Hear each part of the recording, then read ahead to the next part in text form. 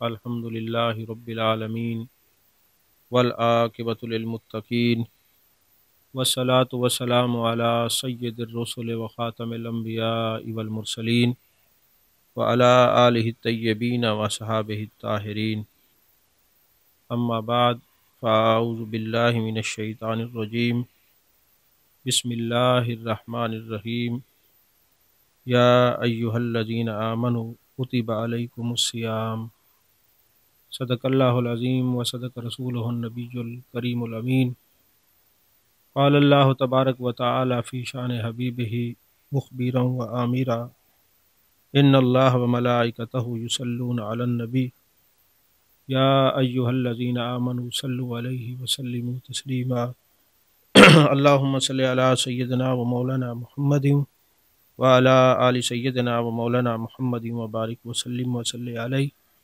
الصلاۃ والسلام علیک یا رسول اللہ، الصلاۃ والسلام علیک یا حبیب اللہ، الصلاۃ والسلام علیک یا نبی اللہ، الصلاۃ والسلام علیک یا خیر خلق اللہ۔ تمام تعریفیں اللہ تبارک و تعالیٰ کے لیے ہیں، جو خالق کائنات بھی ہے، مالک ششجہات بھی، جو احد بھی ہے، صمد بھی ہے، جس کی شان لم یلد بھی ہے ولم یولد بھی۔ لا تعداد عطیہ درود و سلام بارگاہ سید الانام، شفیع رحمت، والی امت، شاہ خوباں، جان جانا، شہنشاہ حسینہ، سید سروراں، سیاہ لا مکاں، تتیمہ دوراں، سرخیل زہرہ جمالاں، رازدان ما اوہا، شاہد ما طغا، صاحب علم نشرہ، معصوم آمنہ، احمد مجتبیٰ، حضرت محمد مصطفیٰ صلی اللہ علیہ وآلہ وصحبہ وسلم کی بارگاہ ناز میں اپنی عقیدتوں، ارادتوں، محبتوں کا خراج پیش کرنے کے بعد اللہ جل مجدہ کی توفیق اور عطا سے آج ہم حسن رمضان پر گفتگو کرنے لگے ہیں۔ رمضان المبارک کا بابرکت مہینہ، سعادتوں والا مہینہ، اپنے دامن میں بے شمار برکات کو لے کر امت مسلمہ کی بخشش کے لیے ہم سب کے پاس مہمان بنا ہے۔ دعا ہے کہ اللہ تبارک و تعالیٰ کی بارگاہ میں جب یہ جائے تو ہمارے لیے بہترین شفیع ثابت ہو۔ یہ پروگرام منعقد کرنے کا اور علمی طور پر یہ گفتگو کے دروس قرآن اور مختلف مسائل پر گفتگو کرنے کا مقصد محض اللہ کی رضا ہے، اور وہ بھی اس لیے کہ جان جانا، جان کائنات، جان عالم مصطفیٰ جان رحمت صلی اللہ علیہ وسلم نے ارشاد فرمایا، جو رمضان المبارک میں کسی علمی مجلس میں شریک ہوتا ہے تو اس کے نام اعمال میں 1 سال کی عبادت کا ثواب لکھ دیا جاتا ہے۔ اور دوسرے مقام پر میرے مصطفیٰ کریم صلی اللہ علیہ وآلہ وسلم نے ارشاد فرمایا، جو ایمان اور اخلاص کے ساتھ رمضان المبارک کے روزے رکھتا ہے تو اس کے نام اعمال میں 1 سال کی عبادت کا ثواب لکھ دیا جاتا ہے۔ اور ایک مقام پر میرے آقا کریم صلی اللہ علیہ وسلم نے ارشاد فرمایا کہ اللہ فرماتا ہے، روزہ میرے لیے ہے اور اس کی جزا میں خود ہوں۔ اللہ تعالیٰ نے فرمایا، یا ایھا الذین آمنوا کتب علیکم الصیام، اے ایمان والو تم پر روزے فرض کیے گئے ہیں، کما کتب علی الذین من قبلکم، جس طرح تم سے پہلی امتوں پر روزے فرض تھے، اور یہ اس لیے فرض کیے گئے ہیں لعلکم تتقون، تاکہ تم متقی بن جاؤ، پرہیزگار بن جاؤ، اللہ سے ڈرنے والے بن جاؤ۔ رمضان جو لفظ ہے نا، یہ بنا ہے رامد سے، اور رامد کا مطلب ہوتا ہے جلانا، یعنی رمضان المبارک کو رمضان اس لیے کہا جاتا ہے کہ جب رمضان کا مہینہ آتا ہے لوگ عبادت کرتے ہیں، قیام کرتے ہیں اور دن میں روزہ رکھتے ہیں، تو اللہ تبارک و تعالیٰ نے اس رمضان المبارک کے وسیلے سے امت کو بخشنا ہوتا ہے، تو یہ رمضان کا مہینہ گناہوں کو جلا دیتا ہے، اس لیے اس کو رمضان کہتے ہیں۔ اور رمضان المبارک میں جبریل امی جان جانا، جان کائنات، جان عالم مصطفیٰ جان رحمت صلی اللہ علیہ وسلم سے قرآن پاک کا ورد کیا کرتے تھے۔ اور رمضان المبارک میں ہمارے اکابرین، جن میں جیسے حضرت امام اعظم ابو حنیفہ 60 قرآن مجید ختم کیا کرتے تھے، اور بعض روایت میں 61 بھی ہیں۔ حضرت امام شافعی جو ہیں وہ بھی 60 قرآن مجید تلاوت کیا کرتے تھے۔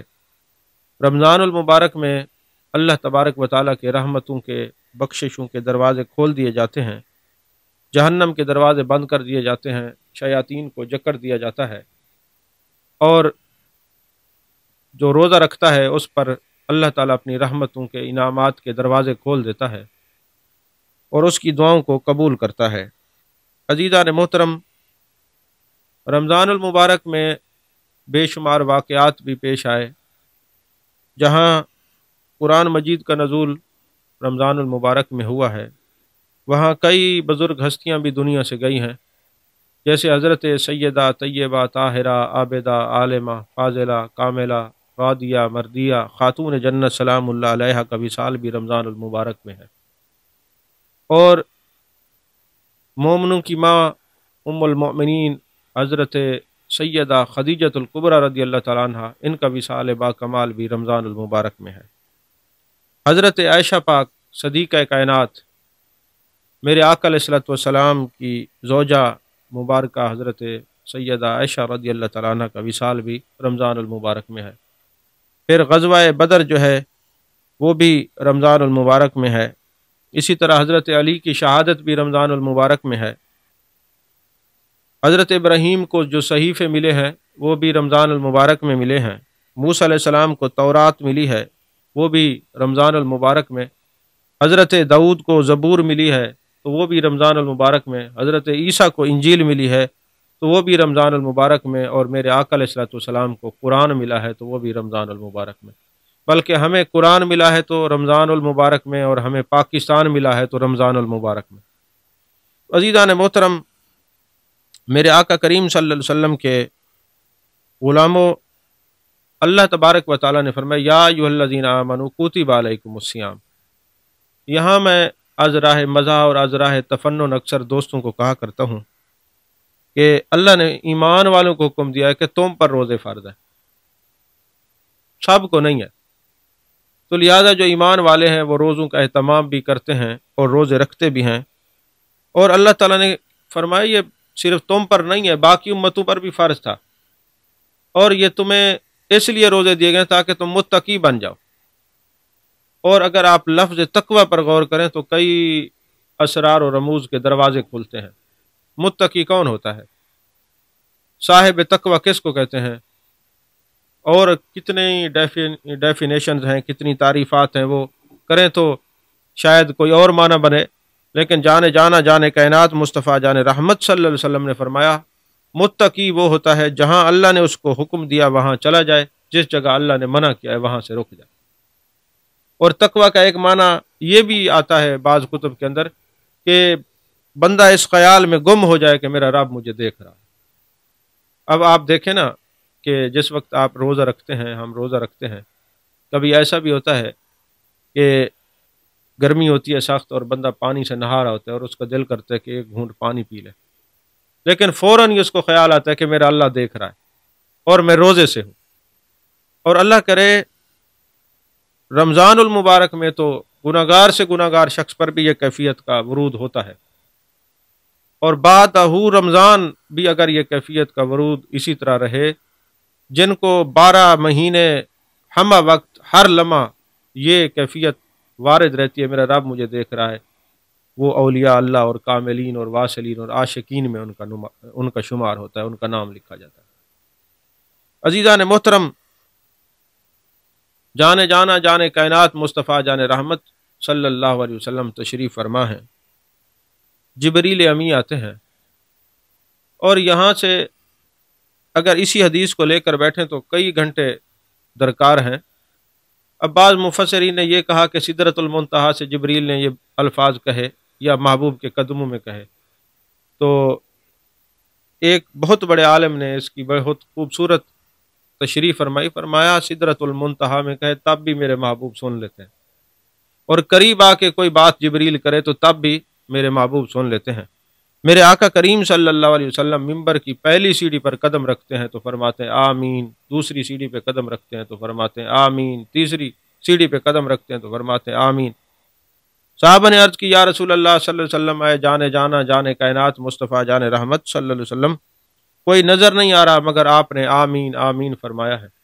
تو میرے آقا علیہ الصلوۃ والسلام نے فرمایا ابھی جب میں نے ممبر کی سیڑھی پہ قدم رکھا تو جبریل امین نے کہا ہلاک ہو یا رحمت سے دور ہو، دونوں الفاظ ہیں، معنی جو بھی کر لیے جائیں، رحمت سے دور ہو وہ شخص، یا ہلاک ہو وہ شخص، یا بدبخت ہے وہ شخص جو رمضان المبارک تو وہ پائے مگر رمضان کے روزے نہ رکھے۔ اور فرمایا ہلاک ہو وہ شخص، رحمت سے دور ہو وہ شخص جو اپنے والدین کو بڑھاپے کے عالم میں پائے مگر ان کی خدمت نہ کرے۔ اور پھر تیسری بار کہا جبریل امین نے کہ ہلاک ہو وہ شخص کہ جو رمضان المبارک کو پائے وہ روزہ نہ رکھے، والدین کی خدمت نہ کرے۔ اور تیسری بار فرمایا کہ جس کے سامنے جان جانا، جان کائنات، مصطفیٰ جان رحمت صلی اللہ علیہ وسلم کا نام نامی اس میں گرامی آئے اور وہ درود نہ پڑے۔ اب اندازہ لگائیں، رمضان المبارک بھی ہو، والدین بھی حیات ہوں، اور موسم درود بھی ہو۔ اگر آپ قرآن پاک کا مطالعہ کریں نا، جہاں بہت سی وجوہات علماء نے بیان کیا ہیں کہ میرے آقا علیہ الصلوۃ والسلام نے فرمایا رجب اللہ کا مہینہ ہے، شعبان میرا مہینہ ہے، اور رمضان میری امت کا مہینہ ہے۔ تو شعبان میرا مہینہ ہے، اس میں بہت سی وجوہات جو علماء نے بیان کی ہیں۔ ایک یہ بھی بیان کیا ہے کہ ان اللہ و ملائکتہ یصلون علی النبی یا ایھا الذین آمنوا صلوا علیہ وسلموا تسلیما، یہ آیت جو نازل ہوئی ہے یہ شعبان المعظم میں نازل ہوئی ہے، یہ درود کا مہینہ ہے، اس لیے محبوب نے فرمایا یہ میرا مہینہ ہے، تاکہ اللہ اور اس کے فرشتے تو مجھ پر درود بھیجتے تھے، اب ایمان والوں کو بھی حکم ہوا ہے کہ میری ذات پہ درود بھیجے۔ ایک وجہ یہ بھی ہے، بہت ساری وجوہات میں ایک وجہ یہ بھی ہے۔ اب اندازہ لگائیں کہ تین باتیں ہیں۔ اب جبریل امی فرشتوں کا سردار ہے اور میرے آقا نبیوں کے سردار ہیں۔ جبریل کہے کہ ہلاک ہو وہ شخص جو رمضان کو پائے مگر روزے نہ رکھے، اور محبوب فرما رہے ہیں آمین۔ اب آپ اندازہ لگائیں، جب محبوب فرما دے آمین، اس شخص کا کتنا نقصان ہے جو رمضان المبارک کو پائے مگر روزے نہ رکھے، والدین کی خدمت نہ کرے، والدین ہوں مگر خدمت نہ کرے، اور محبوب فرما رہے آمین، اس کا کتنا نقصان ہے، وہ انسان کتنے بڑے خسارے میں ہے۔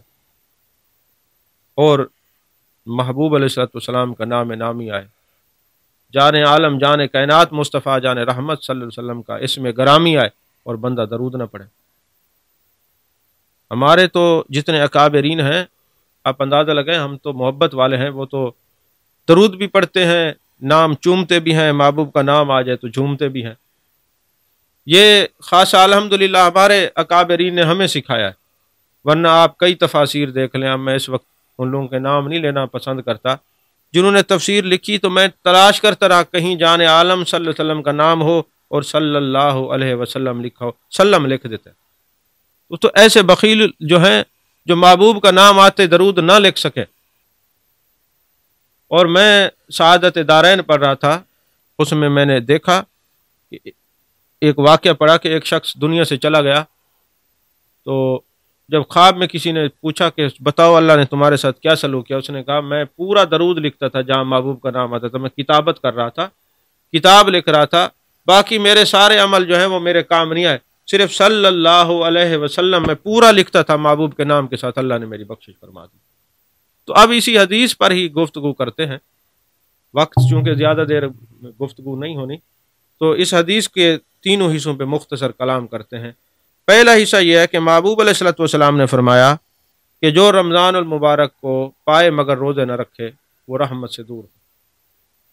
اب رمضان المبارک بھی ہو، صحت بھی ہو، مسافر بھی نہیں ہے، تندرستی بھی ہے، روزے نہیں رکھتا، اس کو ذرا خیال کرنا چاہیے، توجہ کرنی چاہیے کہ وہ اپنے آپ کے ساتھ کتنا نقصان کر رہا ہے اور کتنے بڑے خسارے میں ہے۔ تو عزیزان محترم، آج کل تو یہ 2 نمبر صوفیاء جو ہیں یہ روزے نہیں رکھتے، اور وہ کہتے روزے وہ رکھیں جن کی روزی تنگ ہو۔ ان نامعقول اور اجل قسم کے یتیم العلم لوگوں کو یہ بتایا جائے کہ یہ جو دین ہے یہ تمہارے باپ دادا کی وراثت نہیں ہے، تم کھا پی کے لگتا ہے کہ ہر کھانے کو آخری سمجھ کے کھاتے ہو، مگر جب روزے کی بات ہے تو پھر میں کئی ایسے لوگوں کو جانتا ہوں جو بڑے بڑے آستانوں کے سجادہ نشین ہیں، روزے نہیں رکھتے۔ میں کئی ایسے لوگوں کو جانتا ہوں کہ پتہ نہیں 10 قسم کے وہ کپڑے تو لپیٹ لیتے ہیں، مگر جب روزہ رکھنے کی باری ہے تو وہ ان کی حالت عجیب ہو جاتی ہے۔ تو کم از کم ان لوگوں کو تو یہ حدیث پاک دیکھنی چاہیے، بندہ صیت بھی ہو، ضروری نہیں کہ یہ سجادہ نشینوں اور پیروں پہ روزے فرض ہیں، ایمان والوں پہ فرض ہے۔ تو جو ایمان والا ہوگا وہ کسی کیٹیگری میں بھی ہو، وہ مزدور بھی ہو سکتا ہے، وہ جاہل بھی ہو سکتا ہے، وہ عالم بھی ہو سکتا ہے، وہ فاضل بھی ہو سکتا ہے، وہ کچھ ہو سکتا ہے، مگر ایمان والے کے لیے روزہ فرض ہے۔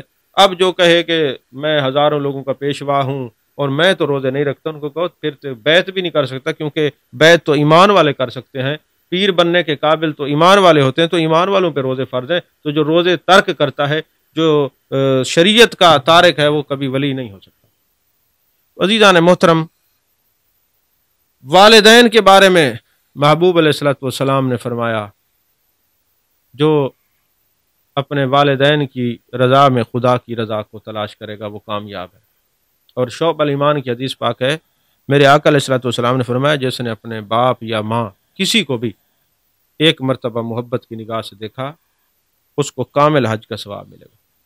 اب اندازہ لگائیں حج میں کتنی مشقت ہوتی ہے، آپ پیسے بھرتے ہیں، پھر جناب والا گھر چھوڑتے ہیں، پھر سفر میں ہوتے ہیں، پھر ایام حج میں مینا، عرفات، مزدلفہ اور پتہ نہیں کہاں کہاں آپ کو جمرات کے پاس جانا پڑتا ہے، سعی کرنی پڑتی ہے، کتنے مناسک ادا کرنے پڑتے ہیں، اور پتہ نہیں کہ آپ کا وہ حج قبول بھی ہے کہ نہیں۔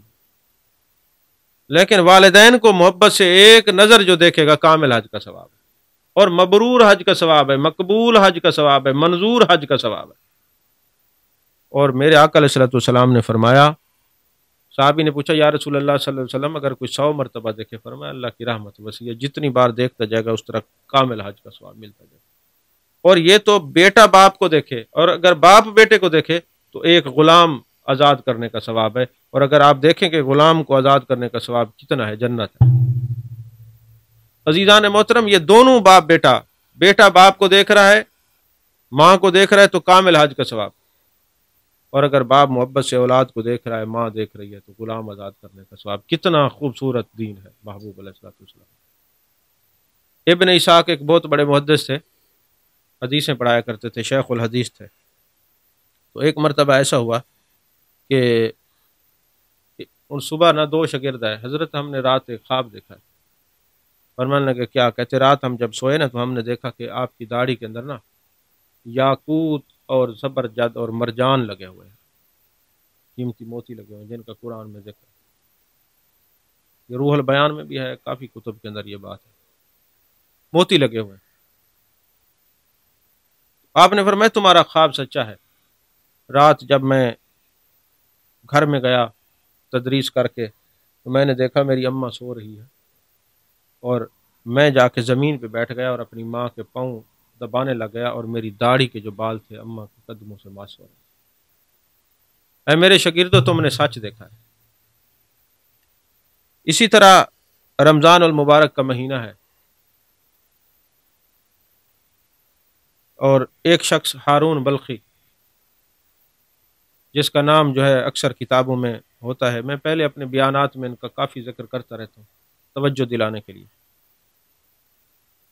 موسم حج کا مہینہ آتا ہے، ابتدا تو رمضان کی ہے، لیکن انتہا کی جو بات ہے وہ موسم حج کی ہے۔ موسم حج ہوتا ہے، مالک بن دینار دعا کرتے ہیں، میرے مالک تیرا جو مقبول اور محبوب بندہ ہو اور حج پہ آیا ہو، مجھے اس کی زیارت کروا دے۔ عاطف غیبی سے آواز آتی ہے کہ مینا کی وادی کے اندر نا ایک شخص ہے جس کا نام ہارون بلخی ہے، جتنے لوگ حج پہ آئے ہیں، تم نے تو مقبول بندے کی دعا کی ہے نا، مقبول تو بہت ہے، لیکن ایک ایسا شخص بھی آیا ہوا ہے، اس کو جا کے جاؤ پیغام دو، کہو تیرا کوئی حج قبول نہیں۔ اب مالک بن دینار گئے، لوگوں سے پوچھا کہ یہاں ہارون بلخی نام کا کوئی شخص ہے، بلخ کے رہنے والا ہارون نامی؟ انہوں نے کہا جی، وہ مینا کی فلاں وادی میں اکیلا عبادت کر رہا ہوگا، منہ دنیا سے چھپایا ہوا ہے، بڑا زاہد ہے، عابد ہے، متقی ہے، پرہیزگار ہے، ہر سال حج پہ آتا ہے۔ اب مالک بن دینار کہتے ہیں لوگ یہ کہتے تھے کہ بڑا نیک ہے، اور مجھے تو بار بار اشارے مل رہے تھے غیبی کہ اس کا حج ہی قبول نہیں ہوگا، اس کی حاضری قبول نہیں ہے، بخشنا بھی نہیں ہے، اور وہ کوئی بخشش اس کو نہیں ملے گی۔ یہ پیغام سن کے جب مالک بن دینار گئے تو دیکھا وہ گریہ زاری کر رہے ہارون برقی، رو رہا ہے۔ جیسے ہی مالک بن دینار کو دیکھا کہنے لگے اللہ کے دوست، لگتا ہے تمہیں بھی میرے رب نے بھیجا ہے، جا کے مجھے پیغام دے کے آؤ کہ میری بخشش نہیں ہوگی۔ کہا تمہیں کیسے پتہ؟ انہوں نے کہا 1 سال ہو گئے، کئی سال گزر گئے۔ اب مختلف لوگوں نے، ابن جوزی نے کئی سال لکھے، کسی نے 24 سال لکھے، کسی نے 12 سال لکھے، تو بہرحال کئی سال گزر گئے، کئی سال گزر گئے۔ میں آتا ہوں اور ہر دفعہ جب لبیک اللہم لبیک کہتا ہوں تو آواز آتی ہے کوئی تیری حاضری نہیں، کوئی حاضری نہیں۔ تو آپ نے پوچھا مالک بن دینار نے، تو نے ایسا کیا کیا ہے کہ جس کی وجہ سے تیری دعا قبول نہیں ہوتی، حج قبول نہیں ہوتے، عبادت قبول نہیں ہوتی؟ اس نے کہا رمضان المبارک کا مہینہ تھا، شراب کے نشے میں بھرپور ہو کے جب میں گھر آیا تو میری ماں نے کہا تجھے شرم نہیں آتی؟ لوگ تراویحیں پڑھ رہے ہیں، نماز پڑھ رہے ہیں، عبادت کر رہے ہیں، تو نشے میں معمور نظر آتا ہے، تجھے شرم نہیں آئی؟ کہتے مجھے غصہ لگا، میں نے ماں کو اٹھایا، تنور جل رہا تھا اس کے اندر پھینک دیا، وہ جل کے راکھ ہو گیا، اور پھر میں سو گیا۔ صبح میری بیوی نے بتایا کہ تو نے یہ کیا ہے، تو میں نے ٹوکے کے ساتھ اپنا ہاتھ کاٹ دیا، دیکھو میرا ہاتھ کٹا ہوا۔ آج سال بیت گئے، جب میں آتا ہوں تو مجھے یہی اللہ کے ولی کو زیارت ہوتی ہے، کوئی بشارت ہوتی ہے کہ جاؤ اس کو بتا دو، عاطف غیبی سے آواز آتی ہے کہ جاؤ اس کو بتا دو۔ خوشخبری نہیں ہے، وعید ہے، بشارت نہیں ہے، وعید ہے، جا کے بتا دو۔ تو کہتے میں نے اس کو کہا تجھے شرم نہیں آئی؟ میں تیرے ساتھ بیٹھتا نہیں، کہیں ایسا نہ ہو آسمان سے کوئی بجلی گرے اور میرا کام بھی تمام کر دے۔ میں ناراض ہو کے جب چلا گیا، میں رات کو سویا تو کیا دیکھتا ہوں، جانے کائنات، جانے عالم، مصطفیٰ جانے رحمت صلی اللہ علیہ وسلم کا دیدار ہوتا ہے۔ آپ فرماتے ہیں اے ابن دینار، ہم نے اللہ کی بارگاہ میں اس کا رونا پیٹنا، آخر امت ہی ہے نا۔ ہاں جی، میرے آقا علیہ الصلوۃ والسلام شفیع المذنبین ہیں، گناہ گاروں کی شفاعت کرنے والے ہیں۔ میرے آقا علیہ السلام نے فرمایا میں نے اللہ کی بارگاہ میں سفارش کی ہے، اور ابن دینار میری امت کو رب کی رحمت سے دور نہ کر، مایوس نہ کر۔ اللہ نے فرمایا جو دنیا کے 3 دن ہیں، اتنے دن اس کو جہنم میں جانا پڑے گا، پھر اس کی ماں اس کو معاف کرے گی تو میں خدا راضی ہو جاؤں۔ اب یہ 3 چیزیں آج کے اس درس میں یاد رکھیں۔ رمضان کے روزے کبھی نہیں چھوڑنے، سفر میں نہ ہوں، بیمار نہ ہوں، کوئی شرعی عذر نہ ہو۔ دوسرا والدین کی خدمت کرنی ہے۔ تیسرا محبوب علیہ الصلوۃ والسلام کا نام نامی اس میں گرامی آئے تو جھوم کے، اور میرے آقا کے نام کو چوم کے ان پر درود و سلام پڑھنا ہے۔ عزیزان محترم، رمضان المبارک کی یہ راتیں ہمارے لیے اللہ مبارک بنائے، اور چند جو مسائل ہیں اس پر بھی میں کچھ منٹ جو ہے وہ گفتگو کرنا چاہتا ہوں۔ میرے آقا علیہ الصلوۃ والسلام نے فرمایا، صحیح بخاری کے اندر یہ حدیث پاک ہے، کہ جو شخص روزے کی حالت میں جھوٹ بولے اور یہ جھوٹ بولنا نہ چھوڑے، اللہ تعالیٰ کو اس کی کوئی حاجت نہیں، وہ بھوکا رہے یا پیاسا رہے۔ اور اسی طرح میرے آقا کریم صلی اللہ علیہ وسلم کی حدیث پاک ہے کہ تم میں سے جب کوئی روزے دار ہو تو وہ بےہودہ باتیں نہ کرے، رمضان المبارک میں تو بالکل ہی نہ کرے، ویسے بھی نہیں کرنی چاہیے بےہودہ باتیں۔ تو فرمایا میرے آقا علیہ الصلوۃ والسلام نے کہ جب تمہیں کوئی گالی گلوچ کرے یا لڑائی جھگڑا تم سے کرے تو تم کہہ دو معاف کرو میں روزے سے ہوں۔ یہ صحیح اور مسلم دونوں، صحیح بخاری اور صحیح مسلم کے اندر یہ حدیث پاک ہے۔ عزیزان محترم، ایک سوال اکثر دوست کرتے ہیں، جی روزے کی حالت میں مسواک کرنا کیسا ہے؟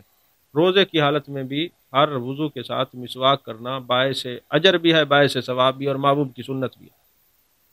کیونکہ جو مسواک اپنے اوپر لازم کر لیتا ہے نا وضو کے وقت، تو مرتے وقت اس کو کلمہ نصیب ہوتا ہے۔ اور کافی ساری روایت کے اندر یہ بات موجود ہے کہ جب نزاع کا عالم طاری ہوتا ہے تو اگر شیطان بھڑکانا چاہے، بہکانا چاہے، دور کرنا چاہے تو جبریل امین اس کو ایسی لات مارتے ہیں کہ پتہ نہیں کہاں جا کے گرتا اور کلمہ نصیب ہو جاتا ہے۔ اس لیے مسواک جو ہے اس کو لازمی کر کے رکھیں۔ خصوصاً یہ اکثر جو ہمارے علماء حضرات ہیں، یہ حفاظ کرام ہے نا، وہ ٹائمی بے ٹائمی کھانا کھاتے اور مسواک کے نزدیک نہیں جاتے۔ آپ اپنے سارے علماء کو مسواک لے کے دیں تاکہ مارا کریں، ان کی لوگوں کے ساتھ بات چیت ہوتی ہے نا، پھر ساتھ بندہ بیٹھ بھی سکے۔ تو اسی طرح جناب والا مسواک روزے کے اندر کرنا جائز ہے۔ تو یہ میں آج راہ تفنن کہہ رہا ہوں، یہ ضروری نہیں ہے کہ صرف علماء یا صوفی یا عالم یا کوئی اس کے لیے ضروری ہے، مسواک ہر ایک کے لیے، کسی نہ کسی کے ساتھ تو بیٹھنا ہوتا ہے نا۔ تو ٹوتھ پیسٹ روزے کی حالت میں احتیاط کریں، کیونکہ وہ پیسٹ جو ہے آپ کے حلق کے اندر ذرات اس کے چلے جائیں گے تو آپ کا روزہ ٹوٹ جائے گا۔ اکثر کئی ٹی وی پہ غامدی جیسے آ کے بیٹھ جاتے ہیں، میں نے خود سنا ہے، ان سے پوچھا نا ٹوتھ پیسٹ، کہتے کوئی حرج نہیں، ان کا کیا لینا دینا، انہوں نے تو لوگوں کا ایمان برباد کر رکھا ہے، روزہ پھر کیسے چھوڑیں گے؟ اس لیے احتیاط کریں۔ بعض فقہا نے یہ کہا بھی ہے موجودہ دور کے، میں ان کو جانتا ہوں، نام نہیں لیتا، کہ جی ٹوتھ پیسٹ احتیاط کریں۔ بھائی کیسے احتیاط؟ اس کے اندر الکوہل ہوتی ہے، یا اس کے اندر جناب والا کوئی ایسی چیزیں ڈلی ہوتی ہیں کہ وہ اس کے اثرات تو ہوتے ہیں نا، منٹ وغیرہ ہوتا ہے۔ تو اس لیے ٹوتھ پیسٹ سے احتیاط کریں، مسواک کریں، ثواب بھی حاصل کریں، اجر بھی ہو، اور سنت پر بھی عمل ہو، اور مرتبہ کلمہ بھی نصیب ہو جائے۔ اسی طرح یہ پوچھا گیا ہے کہ روزے کی حالت میں خون دے سکتے ہیں؟ پہلے ڈاکٹر سے مشورہ کر لیں کہ آپ کے خون دینے سے اور روزے کی حالت میں کہیں آپ ہی نہ وصال کر جائیں۔ تو اس لیے صحت کو مد نظر رکھتے ہوئے کہ آپ کو بھی کچھ نہ ہو، صحت مند ہیں تو خون دے سکتے ہیں۔ اسی طرح نزلے کی صورت میں کچھ لوگ ناک کے اندر ویکس لگا لیتے ہیں، اس کے بھی جو اندر کے اثرات ہوتے ہیں ویکس میں، وہ بھی حلق میں چلے جاتے ہیں، اس سے بھی روزہ فاسد ہو جاتا ہے۔ ہاں احتیاط سے ماتھے پہ لگا لیں، گردن پہ لگا لیں تو اس سے روزہ نہیں ٹوٹتا، ناک پہ لگانے سے روزہ ٹوٹ جاتا ہے۔ اسی طرح بلڈ ٹیسٹ کرنا ہو، کوئی بندہ بیمار ہو جائے تو بلڈ کے لیے جو خون نکالا جاتا ہے اس سے بھی روزہ فاسد نہیں ہوتا، روزہ نہیں ٹوٹتا۔ باقی انشاءاللہ جو سوالات آتے رہیں گے وہ شامل ہوں گے، اللہ کی توفیق اور عطا سے اللہ نے توفیق بخشی تو انشاءاللہ یہ پروگرام اسی طرح جاری اور ساری رہے گا۔ اللہ ہم سب کی حاضری کو قبول فرمائے، آمین، وآخر دعوانا الحمدللہ رب العالمین۔